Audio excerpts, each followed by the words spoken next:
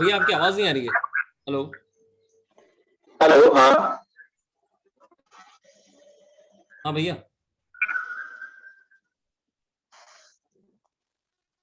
आपकी आवाज नहीं आ रही है।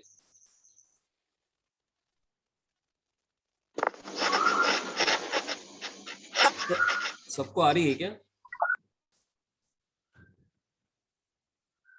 हेलो। हाँ अब आ रही है। हाँ हाँ आ गई, ज्योति बहन भी आ गई है ना।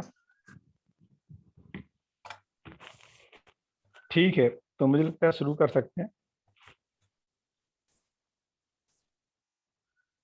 तो देखिए, जो जीवन क्रियाओं की बात कर रहे हैं, है ना, तो जीवन में 5 बल और 5 शक्ति की बात हो रही है। तो ऐसा कह रहे हैं कि जीवन जो है वो इन 5 बलों से मिलकर बना है ना।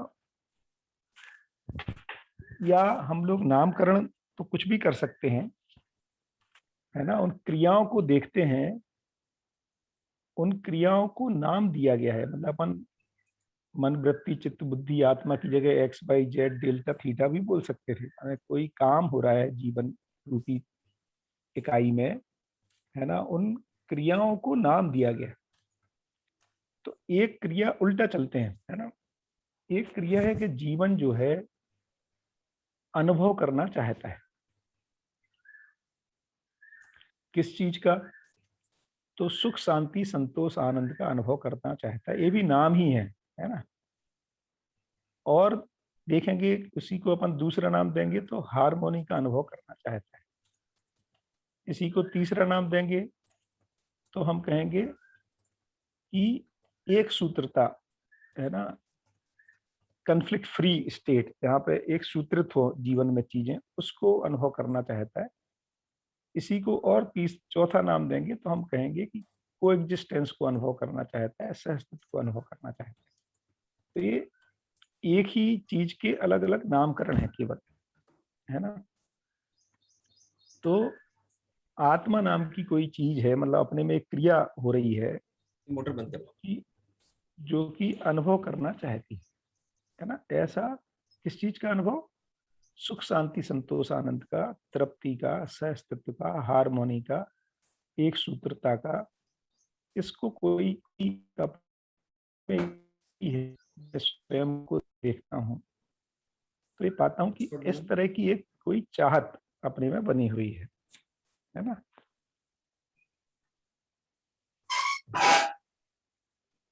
सब्बर तुम्हारा माइक म्यूट कर लो। तो अपने में एक ये चाहत बनी हुई है। इससे पता लगता है कि यदि ये कोई चाहत है मेरे में, तो इसको करने वाली कोई एंटिटी होगी, है ना। उस एंटिटी को नाम दे रहे हैं आत्मा, जो सहअस्तित्व को अनुभव करना चाहता है।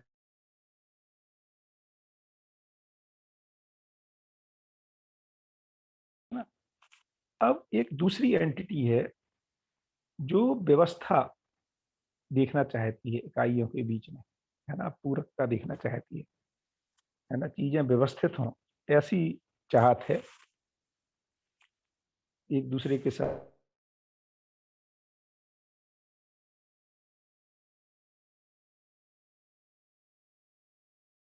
बात है ये बुद्धि में है, जो व्यवस्था को देखना चाहता है परस्परता में। तो एक है जो सहअस्तित्व को फील करना चाहता है, एक है जो व्यवस्था को देखना चाहता है परस्परता में। और एक तीसरी चीज है जो हम और आप अपने में देखेंगे, तो हम कुछ मीनिंगफुल करना चाहते हैं, हम कुछ सस्टेनेबल करना चाहते हैं, हम कुछ प्रयोजन सम्मत हो ऐसा करना चाहते हैं। है ना, हम ऐसा चाहते हैं जिसकी परंपरा हो, जो लॉन्ग लास्टिंग हो, जो हम करें तो बना रहे, है ना। तो ये जो तीसरी चाहत है उसको चित्त कह रहे हैं, जो जो मीनिंगफुलनेस, जो परमानेंस, जो माने निरंतरता चाहता है ना, जो एक निश्चितता चाहता है। तो इस तरह से देखेंगे तो ये बुद्धि माने एक क्रिया ये हो रही है, दूसरी क्रिया ये हो रही है, तीसरी क्रिया ये हो रही है। तो सहस्तित्व का अनुभव करना, व्यवस्था को भैया चाहत दूसरी होना, वाली क्या है? व्यवस्था को की चाहत, नहीं, पहले तो हार्मनी, दूसरा पहली क्या है? हारमोनी है व्यवस्था, हाँ। व्यवस्था की चाहत, परस्परता में पूरकता हो। नहीं भैया, ये क्रिया कहाँ होती है? बुद्धि में हाँ, व्यवस्था की चाहत व्यवस्था वाली। व्यवस्था की चाहत की क्रिया बुद्धि में हो रही,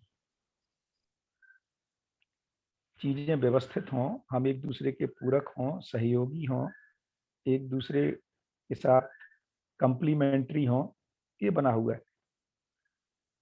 और ये भी यदि देखेंगे तो चूंकि आत्मा हाईएस्ट लेवल पे है, उसी का मैनिफेस्टेशन है ये बुद्धि पे। तो ये इकाइयों के बीच हार्मोनी की बात कर रही है थी इसको, क्योंकि व्यवस्था भी एक तरह से दूसरे फॉर्म में देखेंगे तो वो हार्मोनी ही है परस्पर इकाइयों के बीच में, है ना, जहाँ पे पूरकता हो रही है, जहाँ पर है ना एक दूसरे के साथ सहयोग हो रहा है। मानव के बीच में देखेंगे तो एक दूसरे की जागृति में सहायक हो रहे हैं, प्रकृति के साथ देखेंगे तो उनके अंतर संबंध को बनाए रखते हुए काम हो रहा है। तीसरी चीज है जो हम मीनिंगफुलनेस को ढूंढ रहे हैं, पर्पज को ढूंढ, परमानेंस को ढूंढ रहे हैं, अमरत्व को ढूंढ रहे हैं, निरंतरता को ढूंढ रहे हैं। हम कुछ करते हैं, टेम्पररी होता है, हमें मजा नहीं आता यार, ये पर एक कंटिन्यूटी में चाहिए, सुख को भी कंटिन्यूटी में चाहिए, संबंध को भी कंटिन्यूटी में चाहिए। जैसे हम किसी मित्र के साथ संबंध पहचान लेते हैं, अब मैं चाहता हूँ निरंतर बना रहे, इसमें ना ऊपर नीचे होता है, मुझे स्वीकार नहीं है ना। हम कोई भी चीज को करना चाहते हैं, जैसे सुख भी होता है हमें खाने में, तो लेकिन चाहते हैं यार ये लगातार बना रहे, तो फिर उसकी उस क्वालिटी को ढूंढ रहे हैं। तो ये जो निरंतरता को ढूंढने वाला काम, परमानेंस जो चाहता है ना, अभी तो हमारा सब ठीक चल रहा है, लेकिन आगे भी ठीक ही चलता रहे, है ना, ये हमेशा ठीक सा बना रहे, ये जो है ना, तो उसमें मीनिंग, पर्पज, निरंतरता, ये जो ढूंढ रहा है, इसको कह रहे हैं चित्त। ये भी फाइनली बुद्धि, माने बुद्धि के उसमें प्रभाव से, और फाइनली बुद्धि आत्मा के प्रभाव से, तो एक सूत्रता को ढूंढना है, हार्मोनी को ढूंढना है, इस तरह से पूरा। क्योंकि जीवन तो एक ही है, केवल हम विश्लेषण करने के लिए उसको अलग अलग कर रहे हैं। अब जो वृत्ति है ना, तो ये जो चित्त के चित्रण तक का ये पोर्शन है, ये ज्ञान गोचर है पूरा। ये जो अभी तक जितनी चर्चा की, ये वाला पोर्शन, इसको कह रहे हैं ज्ञान गोचर, ये दृष्टि गोचर नहीं है। इसके आगे जो पोर्शन है, चित्रण, विश्लेषण, तुलन, जो चित्त का दूसरा काम, वो अब काम है। ये जो यदि स्पष्टता बनती है इसकी, तो इसको कैसे साकार किया जाए, इसको कैसे मूर्त रूप दिया जाए। तो एक अमूर्त रूप है पहला वाला, है ना, ज्ञान गोचर कह रहे हैं उसको। उसको कैसे उतारा जाए अपने डे टू डे लिविंग में, यहाँ से चित्रण शुरू होता है। और जैसे अभी जैसे व्यवस्था कैसे हो, परस्परता में पूरकता रूप, ये चित्रण चित्रित होगा फिर, है ना।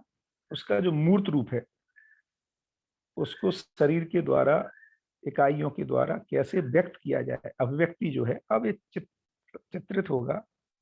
उस चित्र को पूरा करने के लिए हमारे पास विश्लेषण होगा, एनालिसिस करनी पड़ेगी, कैसे सजाएं चीजों को जो व्यवस्थित हो जाए। और उसके लिए फिर मन के द्वारा चयन किया जाए,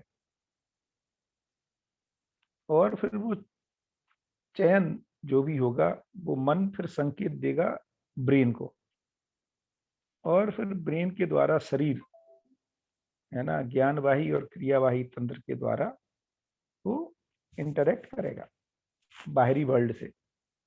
और इंटरेक्शन करने के बाद कुछ फल परिणाम आएंगे, जो फिर से दृष्टि, ये सारा पोर्शन अब दृष्टि गोचर है ना, ये आंख से दिखाई देगा।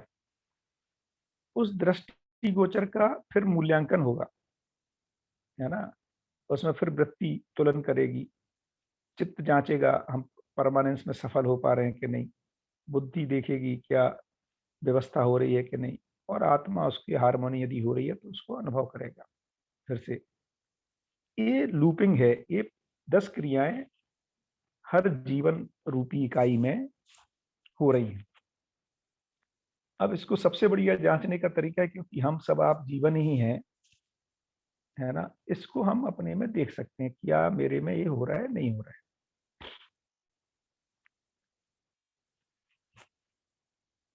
अब दूसरे फ्रेम से देखते हैं यदि, तो 4 तरह से हम हमारे में क्रियाएं होती हैं, जिसको कह रहे हैं जानना, मानना, पहचानना और निर्वाह करना। जानना, मानना, पहचानना और निर्वाह करना। तो पहचान और निर्वाह ये पदार्थ जगत में भी है, पेड़ पौधों में भी है, और मानव और पशु शरीर में भी है ना। इसमें जानना मानना नहीं होता है।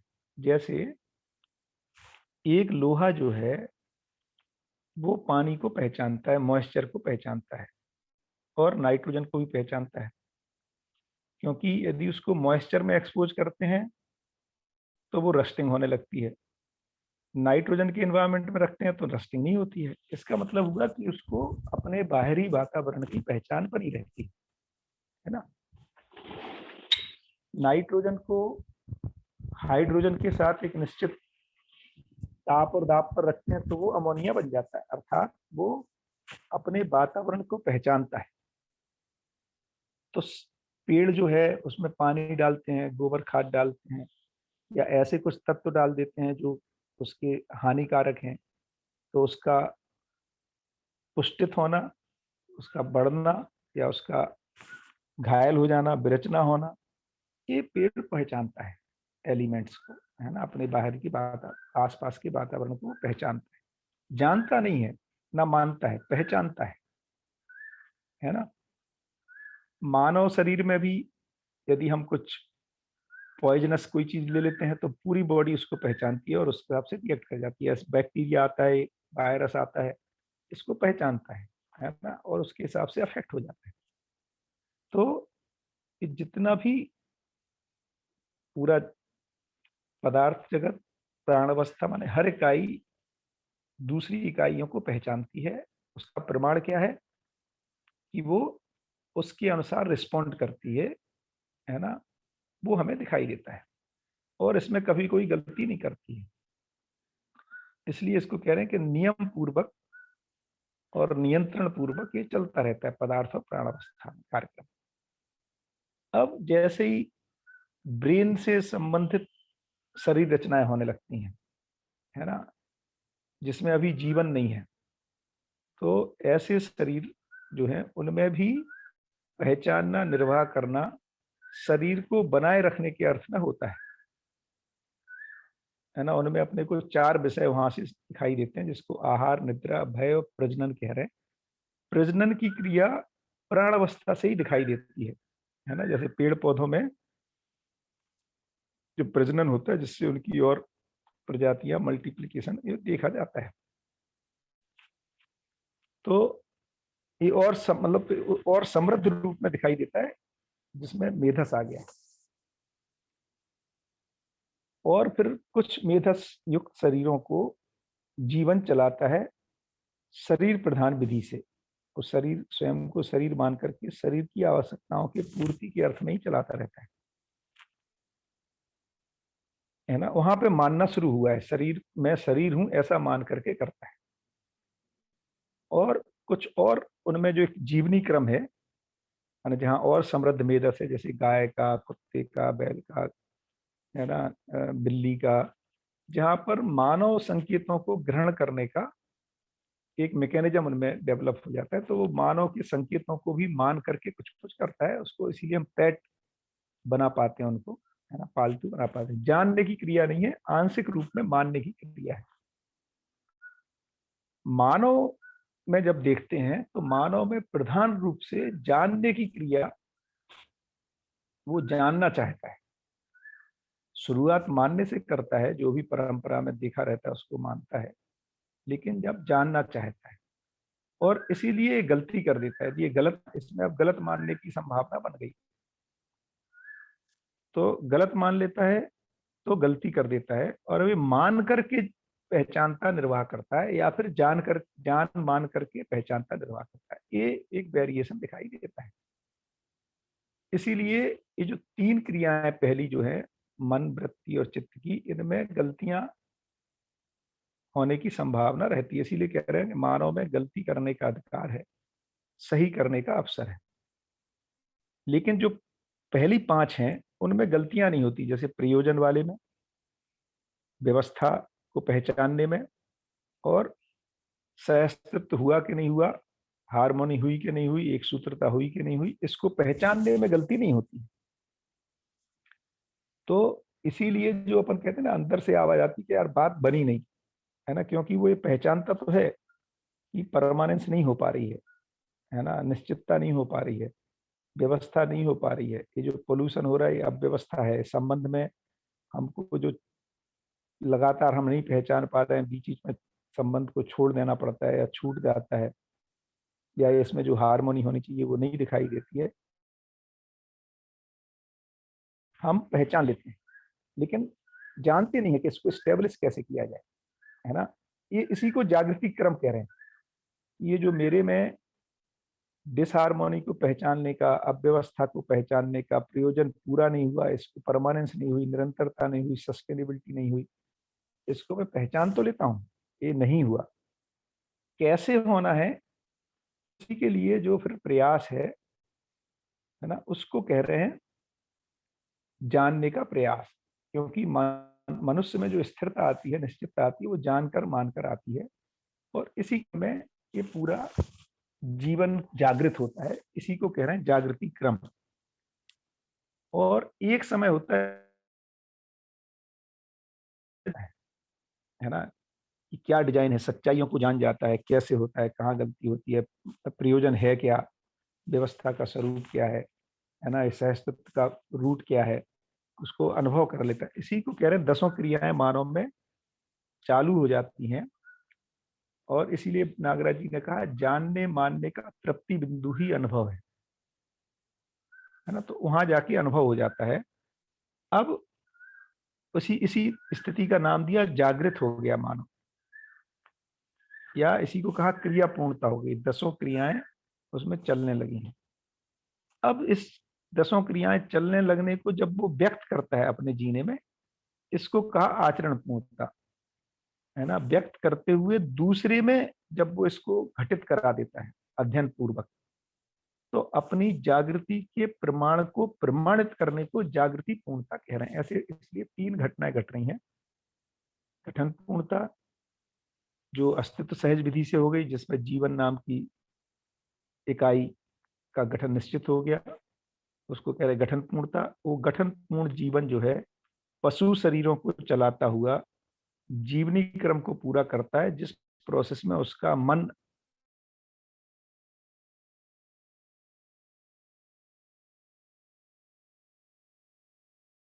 है शरीर को बनाए रखने के अर्थ में, अंत में विचार और चित्रण रहता है और मानने की क्रिया होती है।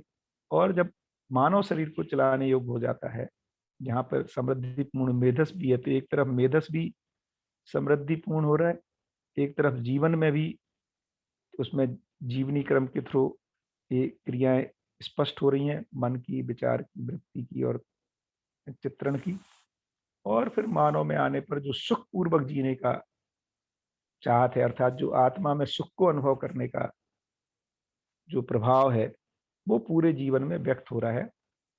और आत्मा उस ढंग से देखेंगे तो उसकी क्रियाशीलता, बुद्धि की क्रियाशीलता, चित्त की क्रियाशीलता, इसलिए कह रहे हैं कि बच्चा जो है वो जन्म से ही न्याय का याचक है। तो न्याय जो है वो चित्त की चाहत है ना, चित्त की अभिव्यक्ति है कि यार न्याय होना चाहिए, अन्याय नहीं चाहिए। और जो सही कार्य व्यवहार करने का इच्छा है, वो बुद्धि प्रकाशित हो रही है।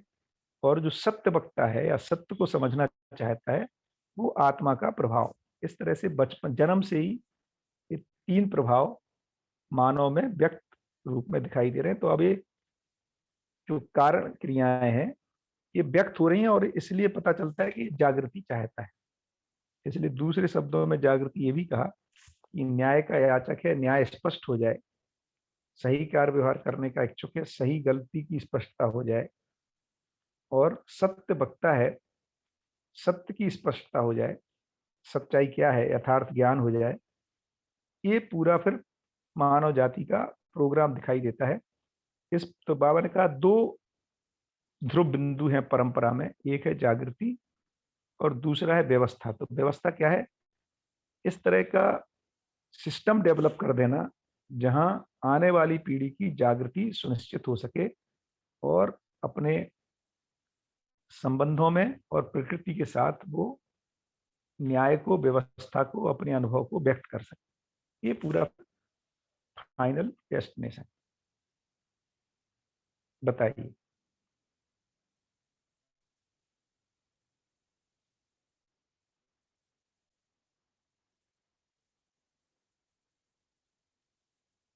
आवाज बीच में ब्रेक तो नहीं हुई ना?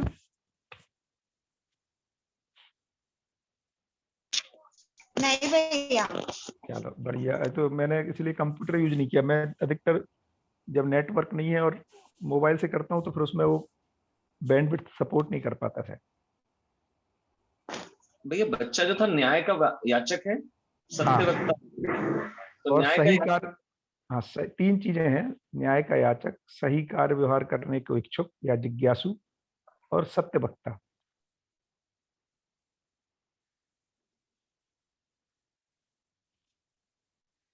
तो तुम कुछ पूछ रहे थे सब्बर इस पे?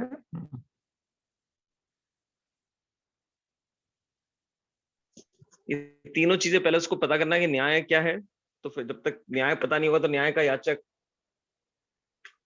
हाँ, तो न्याय का याचक तो है, माने अन्याय तो पहचान लेता है। जैसे अभी उसके जो छोटे स्वरूप को देखेंगे, न्याय अन्याय को, है ना, तो जैसे अपन बहुत मोटे स्थूल, उसके न्याय के तीन स्वरूप हैं, स्थूल स्वरूप है, सूक्ष्म स्वरूप है और कारण स्वरूप है ना। तो स्थूल में आप देखेंगे, जिसको हम लोग उदाहरण देते हैं अक्सर, कि आप 4-5 बच्चों को घर पे, है ना, इनको एक साथ बुला लीजिए, अलिफ्या को, अविजर को, है ना, अपने, या और भी छोटे बच्चों को, है ना, ईसा को, इशिता को, और आप इनको, है ना, घर में खीर खिलाइए और सबको एक लेवल की दीजिए, किसी को कम दे दीजिए, तो बोलेगी कि अंकल अंकल आपसे कुछ गलती हो गई, आपने मुझे कम दिया। मतलब उसको ये अन्याय के रूप में पहचानती है, ठीक नहीं हुआ मेरे साथ, है ना। या व्यवहार में भी आप देखिए, अलग ढंग से व्यवहार करेंगे तो उसको पहचान लेती है।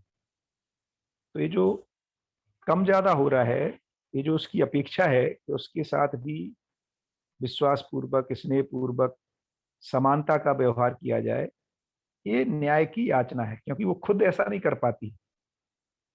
तो याचक और दायी दो चीजों को यूज करते हैं। एक है कि हम चाहते हैं और दूसरा हम कर पाते हैं। कर पाते हैं तो हम उसको बोलते हैं वो दायी हो गया, मतलब ही कैन डू इट। तो वो कर नहीं पाता बच्चा, लेकिन वो चाहता है कि उसके साथ न्याय हो।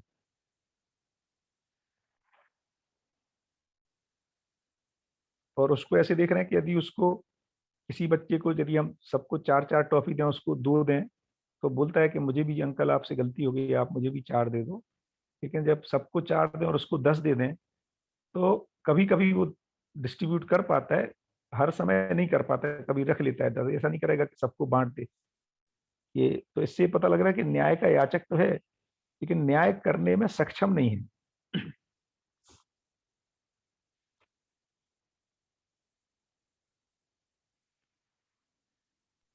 ये स्थूल हुआ।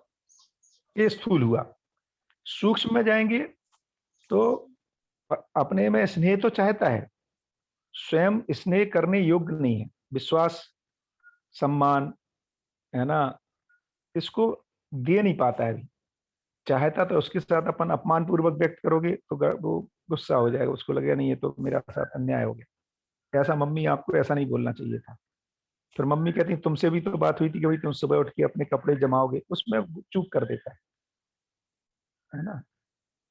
या अपने दोस्तों के साथ, उसके साथ कोई गलती करता है तो बोलता है दोस्त ने गलती की, लेकिन खुद सही कर पाता है दोस्त के साथ, ऐसा नहीं हो रहा है। तो न्याय का याचक है, लेकिन न्याय करने की, इसी का नाम शिक्षा है बेसिकली, इसी का नाम है हम उसकी जागृति में सहायक होना। बड़े जो हैं वो परंपरा ऐसी बनाए जिससे कि वो जो उसको न्याय नामक सूक्ष्मता में न्याय है क्या वस्तु, वो स्पष्ट हो जाए और खुद भी फिर करने लग जाए उसको।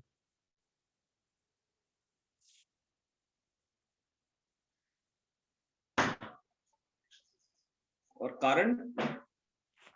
कारण को कह रहे हैं जहां पर वो ऐसा क्यों चाहता हूं मैं, ये स्पष्ट हो जाए, जिसको फिर कह रहे हैं व्यापक में होने की वजह से ऐसा है ना। तो स्थूल, सूक्ष्म और कारण, तीन। तो बुद्धि और आत्मा जो है वो कारण, मूल में आत्मा कारण क्रिया है, बुद्धि और आत्मा दोनों को ही कारण क्रिया कहा है। और जो चित्त का जो चिंतन पक्ष है उसको सूक्ष्म कह रहे हैं, और जो स्थूलता है मन वृत्ति और चित्रण की, जो दृष्टिगोचर है, उसको स्थूल कह रहे हैं। तो उसको कारण फाइनल न्याय का याचक। हाँ, मतलब ये न्याय क्यों चाहता हूं मैं, इसका कारण स्पष्ट होना है। मैं व्यवस्था क्यों चाहता हूं, मैं सुख का अनुभव करना ही क्यों चाहता हूं, इसके कारण की स्पष्टता जब वो ढूंढता है, तो जो अपनी बात हो रही थी कि ईश्वर में, असीम में, है ना, ये अरूप में, ये जो व्यापकता में मेरा जो भीगा होना है ना, ये जो डूबा भीगा घिरा होना है, इसकी वजह से मैं ऐसा चाहता हूं, ये कारण स्पष्ट हो जाता है। ड्राइविंग फोर्स क्या है फाइनली,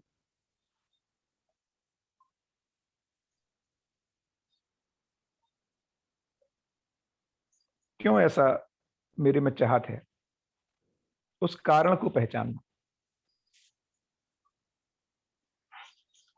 मैं इसमें व्यापक में डूबा भिगा गिरा हूं, तो इसलिए मैं स्नेह चाहता हूँ। ये कैसे? ठीक है। तो क्या होता है, स्नेह का मतलब क्या है? स्नेह का मतलब है कि हम एक दूसरे को अपने जैसा पहचान पा रहे हैं, ये भी मेरे जैसा है ना, एक ही किसी लक्ष्य के साथ जुड़ा हुआ है। ये जो लक्ष्य की समानता पहचानते हैं, तो ये दिखती है उस लेवल पर कि जो पूरी कायनात है ना, एक किसी एक ही ऑब्जेक्टिव से चल रही है, एक ही फोर्स है, एक ही ऊर्जा है जिससे सारी इकाइयां ऊर्जित हैं, है ना। तो ये जो कनेक्शन को फील करना है अपने में, ये अलग अलग इकाई अलग अलग रोल को व्यक्त कर रही है, लेकिन एक ही ऊर्जा से ऊर्जित है और एक ही लक्ष्य में सूत्रित है, ये पकड़ में आता है उसमें। और फिर उसके मोटे स्वरूप को देखेंगे तो जीवन की समानता दिखती है फिर गठन पूर्णता के रूप में। और सभी जीवन किसी एक ही निश्चित लक्ष्य को पाने के लिए क्रियाशील हैं, ये भी दिखाई देता है। तो ऐसे फिर उसके बहुत उस कारण से ये सब दिखाई देगा, क्योंकि भाई हाइड्रोजन भी जो है वो स्टेबल होने की तरफ क्यों चल रहा है, ये जो रचनाएं प्राण अवस्था ही क्यों प्रकट हो रही है, समृद्धि मेधस ही क्यों बन रहा है ना, जीवन गठन पूर्ण क्यों हो रहा है, इस सब के स्रोत को जब पहचानने जाएंगे, तो जो कल अपन ने चर्चा की थी पिछले सेशन में परसों, कि मैं जहां पाया जाता हूं वही मेरे होने का कारण है, तो ये पता लगता है कि मैं व्यापक में रूपी स्पेस में पाया जा रहा हूं, और ऐसा होने से मात्र से मेरे में ये जो पूर्णता की चाहत है, क्योंकि स्पेस अपने में पूर्ण है ना, असीम है, पूर्ण है, व्यापक है ना, अरूपात्मक है, स्थिर है, इसमें कोई गति हिलन डुलन नहीं है। तो ये जो पूर्णता है, ये जो पूर्ण है, उसमें होने से मेरे में पूर्णता की प्यास है, इस रूप में वो समझ में आता है, और सभी उसी में है, इस रूप में एक कनेक्शन को पहचानता है। तो भैया मैं जस्ट रिपीट कर रहा हूँ जो शायद मेरी अंडरस्टैंडिंग जो आप बोल रहे हो। तो आप ये बोल रहे हो कि जैसे ही मैं ये पहचानता हूँ कि जो जो मेरी चाहत है वो जो मेरा लक्ष्य है वो सभी का लक्ष्य है। एक तो कॉमनलिटी को अगर मैंने जैसे ही पहचाना, पहले तो ह्यूमन बीइंग की कॉमनलिटी की, ह्यूमन बीइंग का क्या रोल है, ठीक बात है। पर्पस है, और फिर मैंने बाकी ऑर्डर्स को देखा और एक बार मैंने उस कॉमनलिटी को आइडेंटिफाई किया तो स्नेह आ जाएगा। बिल्कुल, ये जो कॉमनलिटी को पहचानना ही जुड़ाव है ना। जैसे इसको अपन मोटे एग्जाम्पल में देखते हैं कि जब आप ट्रेन में जा रहे हैं, है ना, और दिल्ली जा रहे हैं, तब पड़ोसी से पूछते हैं भाई कहाँ जा रहे हो, बोलता मैं भी दिल्ली जा रहा हूँ, है ना। क्या करते हो, पता लगता है वो भी इंजीनियर है, और कहाँ है, वो भी माइक्रोसॉफ्ट में निकल आता है, भले ही हैदराबाद में नहीं काम करता, कहीं और करता है। कि जैसे जैसे आप कॉमनलिटी को पहचानते हो ना, आप अपने आपस में एक जुड़ाव महसूस करते हैं। ये जो कॉमनलिटी को पहचान लेना ही जुड़ाव है।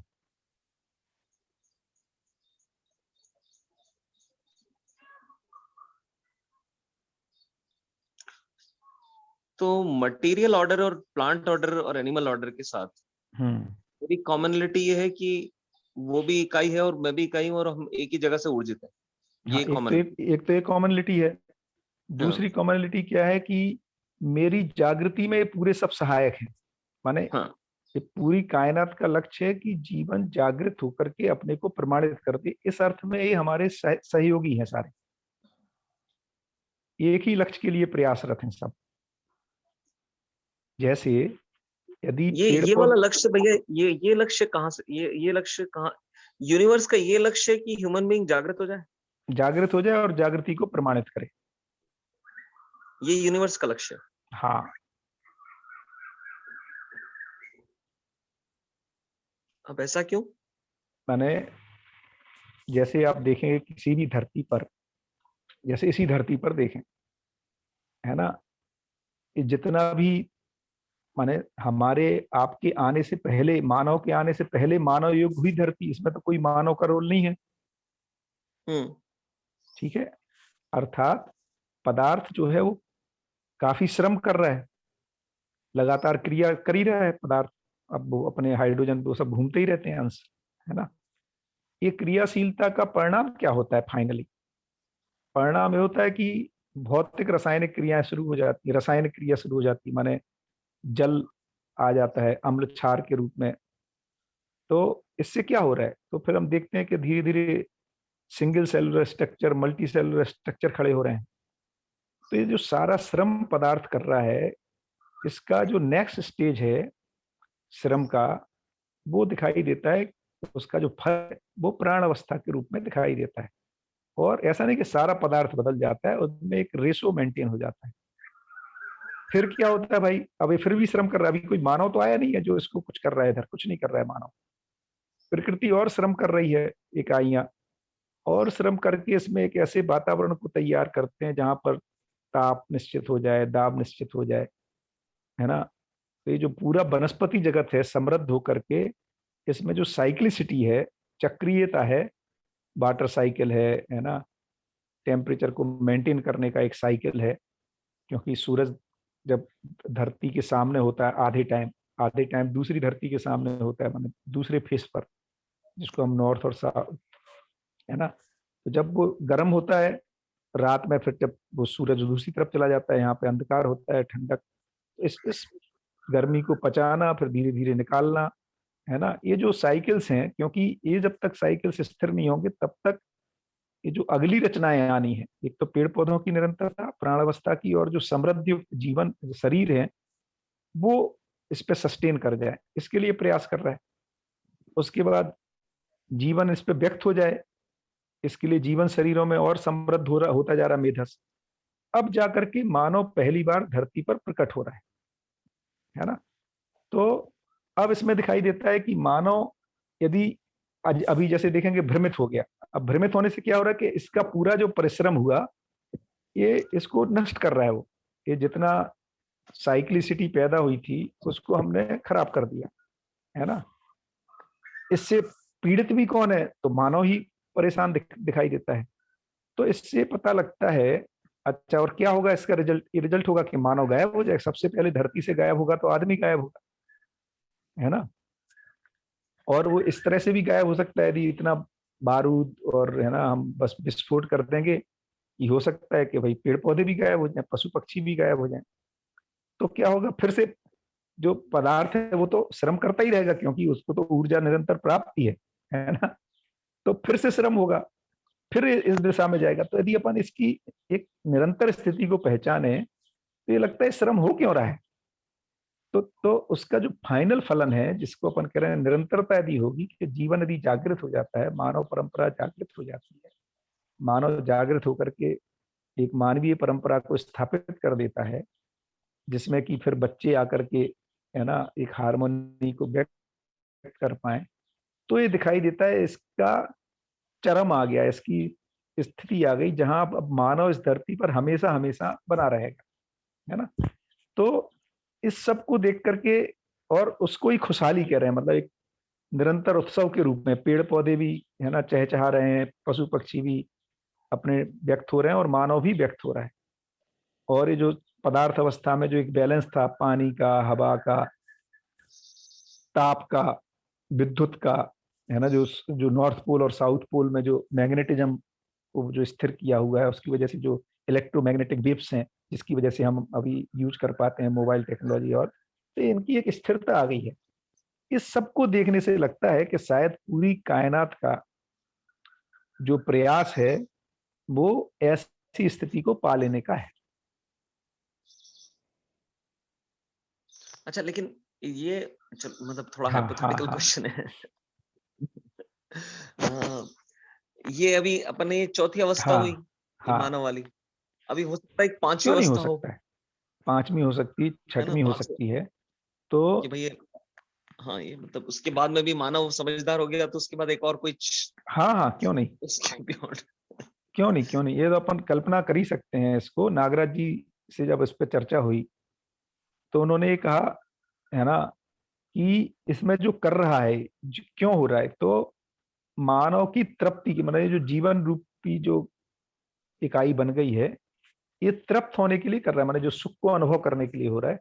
तो यदि मानव अवस्था में, माने यदि मैं सुख को अनुभव नहीं कर पाऊंगा, सुख शांति संतोष आनंद को, यदि ये डिजाइन इस लायक नहीं है ये शरीर, तो पांचवी अवस्था की आवश्यकता पड़ेगी।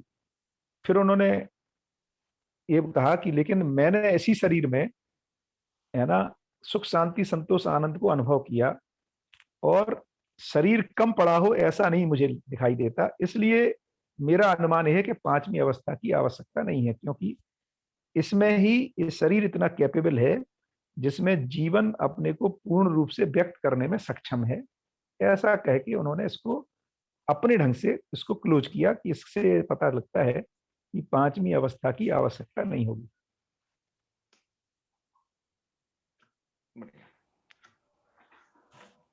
ऐसे बचपन में वो काइंड ऑफ डिजाइन लग रहा है कि सारे पार करके final stage, like the universe has been preparing all the levels to get to a state where humans can thrive, और फिर यहाँ पे काफी बार गेम ओवर हो रहा है। आवाज तुम्हारी गूंज रही है थोड़ी सी।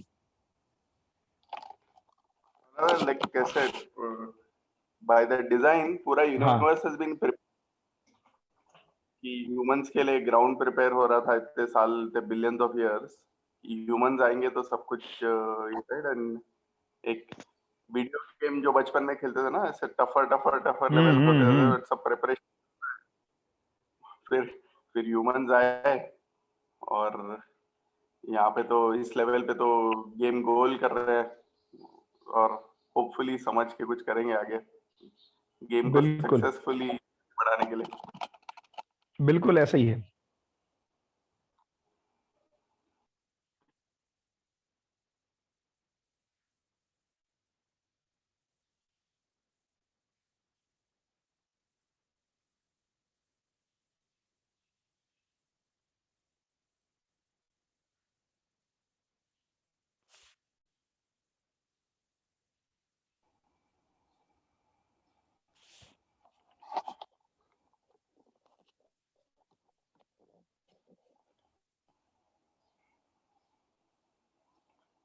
ये किसी और का बना प्रस्ताव लेके उसको इनैक्ट किया जाए, अपने आप में इतना पूर्णता से उसको अब्सॉर्ब कर लिया जाए कि आप उससे ही एक्ट कर रहे हो, इसकी पॉसिबिलिटी लगती है क्या? बिकॉज नहीं, बिल्कुल नहीं है इसकी पॉसिबिलिटी।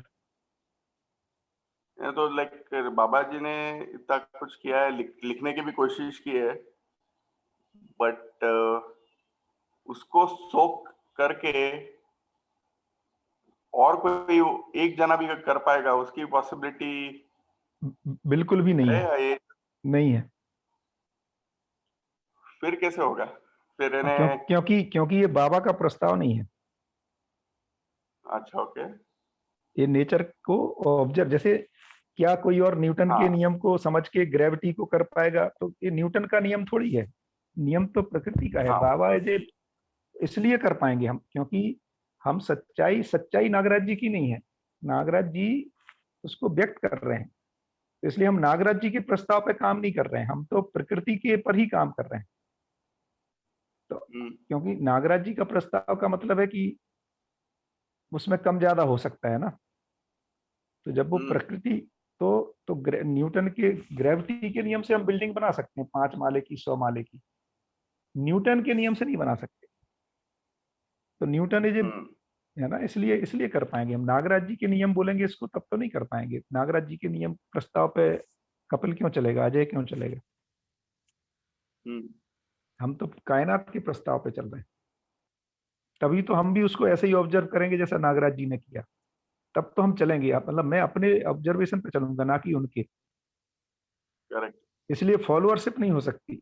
हम नागराज जी के शिष्य बन के नहीं चल सकते, हम खुद नागराज बन के चल सकते हैं। माने उसमें फिर कपिल ही कहना पड़ेगा, उसको नागराज क्यों कहेंगे? तो मैं ही उस स्थिति में आऊंगा जब मैं खुद कायनात को ऐसा देख पाऊंगा। इसी को जानना कह रहे हैं, इसलिए कह रहे हैं कि खुद जान करके मान करके चल पाएंगे। केवल मान करके नहीं चल पाएंगे, नहीं तो फॉलोअरशिप हो जाएगी, उसमें गलतियां होंगी।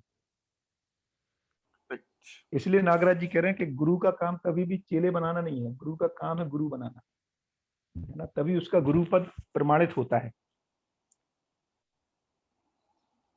तो we have not to follow Nagaraj. Nagaraj is simple ordinary fellow just like you and me. He observed something which we need to verify. If we find this what he said makes sense, this is how the reality is, then I and you will be following the reality, not the Nagaraj. Nagaraj is a medium to tell us that this is how he observed. We need to verify that.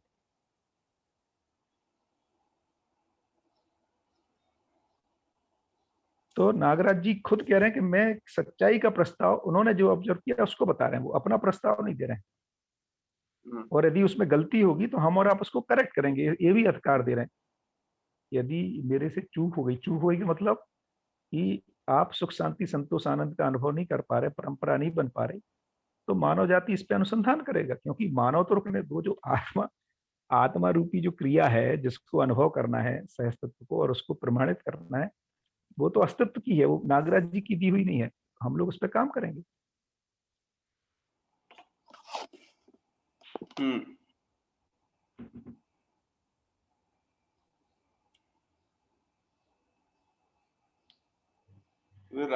आ जाके like your power of self observation and मूल्यांकन, उसी पे focus करते रहना पड़ेगा।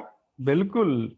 जैसे देखो ना, जैसे न्यूटन ने कुछ ऑब्जर्व किया, उसने बताया, बाकी लोगों ने जांचा, उनको ठीक लगा। जहां उनको न्यूटन की कमी लगी तो आइंस्टीन ने बताया कि ये सिद्धांत क्वांटम में के लेवल पे नहीं काम कर रहे हैं, है ना। तो उसमें परिवर्तन होगा। तो हो सकता है हमें नागराज जी के सिद्धांत यदि हम जो चाहते हैं वो पूरा नहीं होगा, तो कोई Nagraj is not the final man ना। भैया ये अनुभव मूलक और अनुभवगामी विधि, हाँ, इसको थोड़ा स्पष्ट कर दें। तो अनुभव, जैसे जब अपन को अनुभव हो गया, मतलब अनुभव को कह रहे हैं जानने मानने का तृप्ति बिंदु। तो जब मैं सब कुछ को जान गया, है ना, तो उस जानने के साथ उस सब कुछ को स्वीकारना बनता ही है। तो उसको कह रहे हैं अब मैं अनुभव संपन्न हो गया। तो मानव में जो जीवन पूरी प्रकृति, पूरी कायनात में जीवन नाम की इकाई है जो दृष्टा पद में होती है, जो ऑब्जर्वर बनती है ना, जिसको अभी कपिल भाई कह रहे हैं। तो जीवन में ऑब्जर्व करने की ताकत है। तो जीवन में फाइनली जो जब जागृत होता है तब वो ठीक ठीक ऑब्जर्वेशन ले पाता है, अर्थात जैसा कायनात है वैसा देख पाता है। उसके पहले जीवन जो है वो जागृति क्रम में कम ज्यादा ऑब्जर्वेशन ले लेता है ना, ठीक ठीक ऑब्जर्व, इसीलिए उसको सफल नहीं हो पाता है वो अपने प्रयासों में, इसलिए गलतियां होती हैं उससे, और इसीलिए गलतियों से फिर वो जो फल परिणाम नहीं आते हैं। तो जैसे पहले उसको लगा कि पानी तो बहुत है यार धरती पे, निकालो, है ना, और जाने दो नदी, कितने सारा पानी बहता है यार नदी में, थोड़ा बहुत पोल्यूशन करेंगे क्या फर्क पड़ता है। तो वो नहीं, वो रीडिंग नहीं ले पाया कि एक साइक्लिक सिस्टम है और लिमिटेड ही है पानी धरती पर, है ना। या माइनिंग कर रहा है, खूब लोहा पड़ा है यार, कितना लोहा है, कितना बॉक्साइट है अमरकंटक की में, है ना, कितना धरती पर पेट्रोल है, उसको ये रीडिंग ही नहीं आई कि ये लिमिटेड है ना, या ये लाखों सालों में बनता है। उसको लगा ये तो हमारे लिए खजाना है, इसको यूज करो एनर्जी के रूप में, हम परेशान थे, एनर्जी चाहिए थी, है ना। या पहले लगा कितना जंगल है, काटो। तो ये क्या हो रहा है कि वो सच्चाइयों को नहीं समझ पा रहा कि कैसा है डिजाइन, लेकिन नहीं समझ पाने से फल परिणाम में दिक्कत हो रही उसको, है ना। पोल्यूशन होने लगा, ओजोन लेयर डिप्लीशन होने लग गई, ग्लोबल वार्मिंग हो गई, ये जो साइक्लोन्स की संख्या बढ़ गई। अभी साइक्लोन का रीजन एक यही है कि टेम्परेचर बढ़ रहा है, तो समुद्र में थोड़ा भी टेम्परेचर बढ़ता है पानी का, वहां से हवाएं उठ के वो चक्रवात का रूप ले लेती हैं। तो अब लेकिन इसका ऑब्जर्वर तो फिर से जीवन तो ऑब्जर्वर है ही, दृष्टा है ही, तो मानो ये रीडिंग ले रहा है, ये गलती हो रही है हमसे, उस पर अब करेक्शन करने जा रहा है ना। उस करेक्शन में जो समय लगेगा, ऊर्जा लगेगी, और अच्छा अब उसको ये भी समझना है, कई बार उसको ये लगता है कि धरती तो बनी है तो नष्ट होना ही है।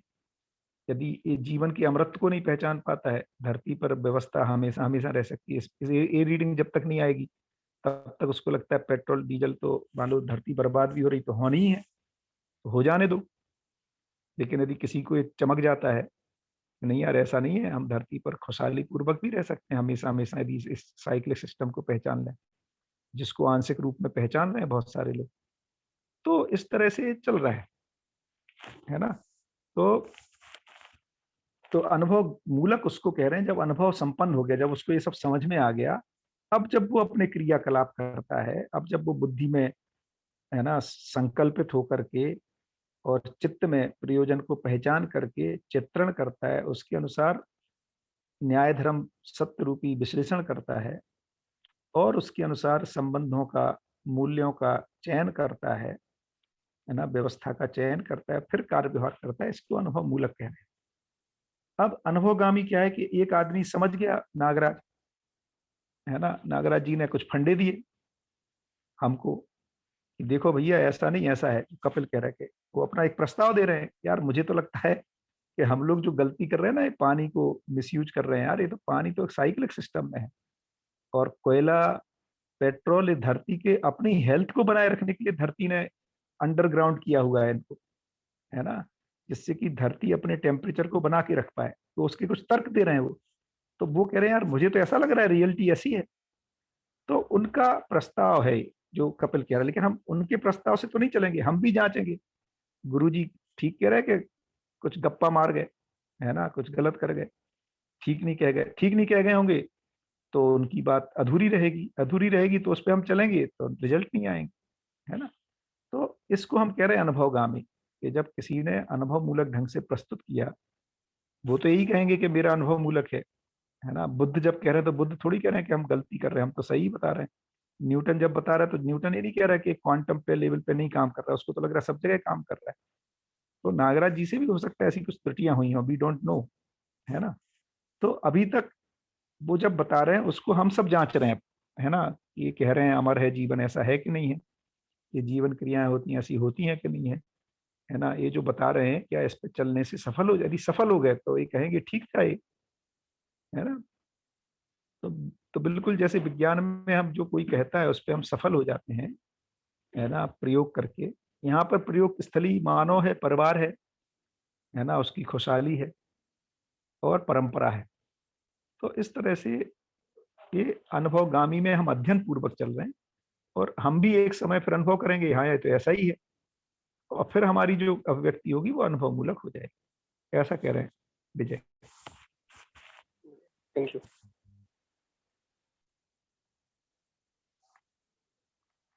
तो नागराज जी को हमें एक सिंपल ह्यूमन बीइंग की तरह, he is a very ordinary man. जैसे गांधी को यदि हम एक्स्ट्रा ऑर्डिनरी मान लेंगे, तो खुद नागराज जी कह रहे हैं कि जिस दिन तुम लोगों ने मुझको, है ना, धूप बत्ती अगरबत्ती दिखा दी, माला पहना दी, इसका माने मैं खत्म हो गया। माने आपने जैसे ही एक्स्ट्रा ऑर्डिनरी बनाया और उनको फूल माला पहनाई और अगरबत्ती दिखाने लग गए कि जय हो गुरुदेव, है ना, माने हमने जैसे ही उनको अपने को साधारण, उनको असाधारण मान लिया, इसका मतलब है कि हमने स्वीकार लिया हम आप जैसे नहीं हो सकते। उसी दिन से मामला खत्म।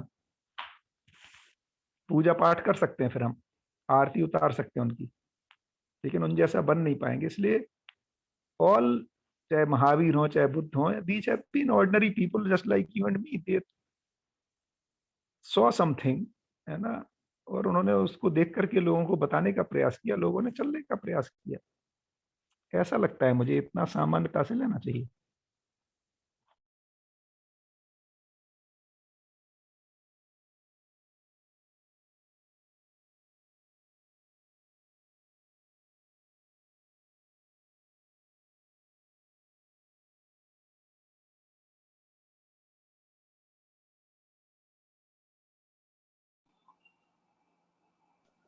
भैया, हेलो भैया। आप म्यूट हो गए शायद। भैया आप म्यूट हो।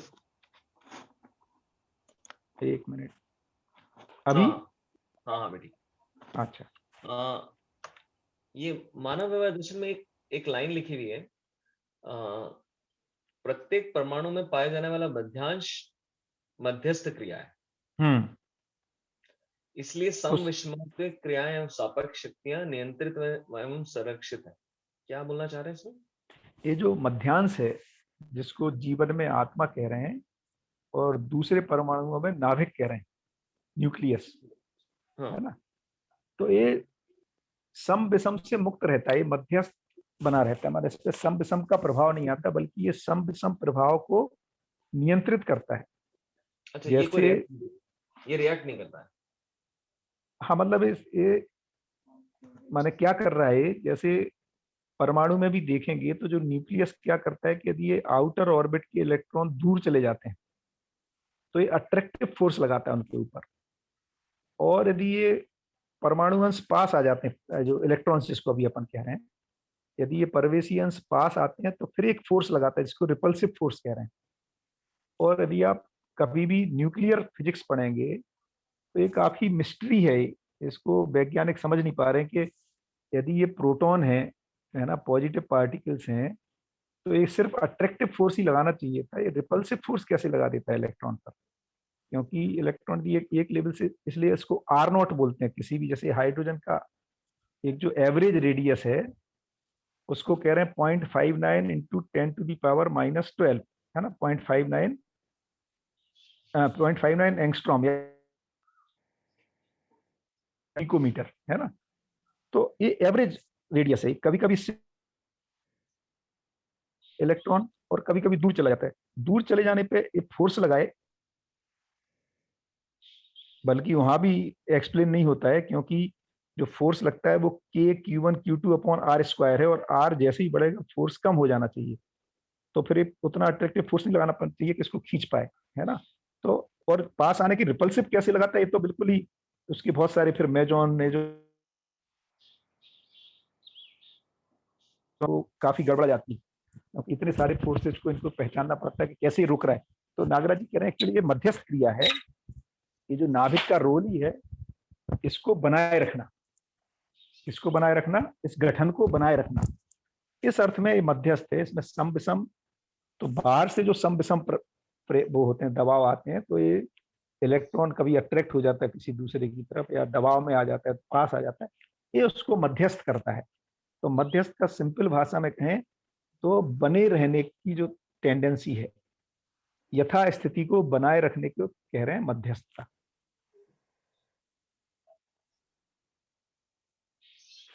अब इसको जीवन में देखें तो हमारा मन जो है कभी कभी आवेशित हो जाता है ना, शरीर के दबाव में। आप देखेंगे कि आवेश कोई कुछ भी ना करे, आप केवल चुपचाप बोलते भी हैं हम लोग कई बार, यार मुझे अकेला छोड़ दो, और कुछ देर के बाद आपका आवेश शांत हो जाता है। अब कौन कैसे आवेश शांत हो रहा है? ये जो आत्मा रूपी क्रिया है वो उसको शांत कर देती है आवेश को। तो ये जो सम विषम आवेश होते हैं मानव में, वो स्वयं स्फूर्त, इसलिए हम आवेश में लगातार नहीं रह सकते, केवल स्वभाव गति में ही लगातार रह पाते हैं। तो ये जो आवेश का शमन होना है, ये भी आत्मा का प्रभाव है, फाइनली देखेंगे।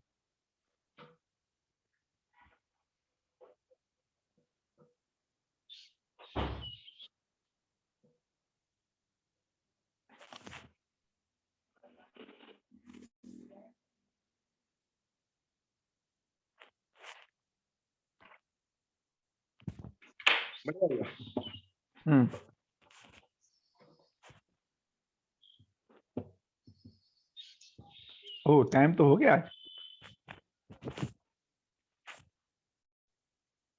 बढ़िया।